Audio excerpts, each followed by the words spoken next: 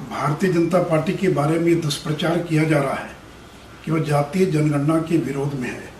मैं आपको याद कराना चाहूँगा कि बिहार विधानसभा और विधान परिषद से दो बार सर्वसम्मत प्रस्ताव पारित हुआ और इन दोनों सर्वसम्मत प्रस्ताव में भारतीय जनता पार्टी शामिल थी। अगर हम इसके विरोध में होते तो हम सर्वसम्मत प्रस्ताव में शामिल क्यों होते?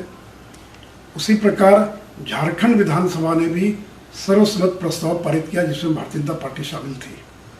और जब माननीय प्रधानमंत्री श्री नरेंद्र मोदी जी से ऑल पार्टी डेलीगेशन मिलने के लिए गया तो हमने अपनी सरकार के वरिष्ठ मंत्री श्री जनक राम जी को उसमें शामिल किया।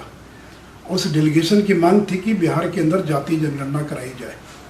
तो अगर हम उस जनगणना के विरोध में होते तो हम उस डेलीगेशन में क्यों शामिल होते?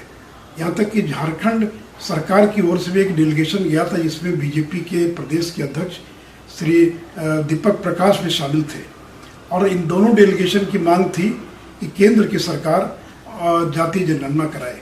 लेकिन मित्रों, जब केंद्र की सरकार ने स्पष्ट कर दिया कि केंद्र के लिए जातीय जनगणना कराना संभव नहीं है तो राज्य सरकार स्वतंत्र है, तो हम कभी भी जातीय जनगणना के विरोध में नहीं रहे।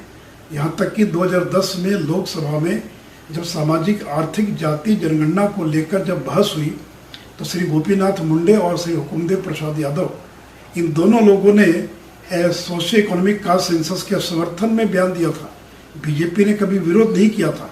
यहाँ तक कि कर्नाटक और तेलंगाना में जब जातीय जनगणना हुई तो बीजेपी ने इसका विरोध नहीं किया।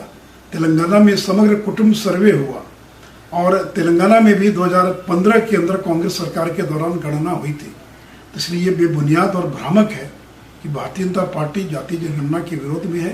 ये बात अलग है कि केंद्र सरकार के लिए संभव नहीं है कराना, परंतु कोई राज्य सरकार अगर कराना चाहे तो स्वतंत्र है।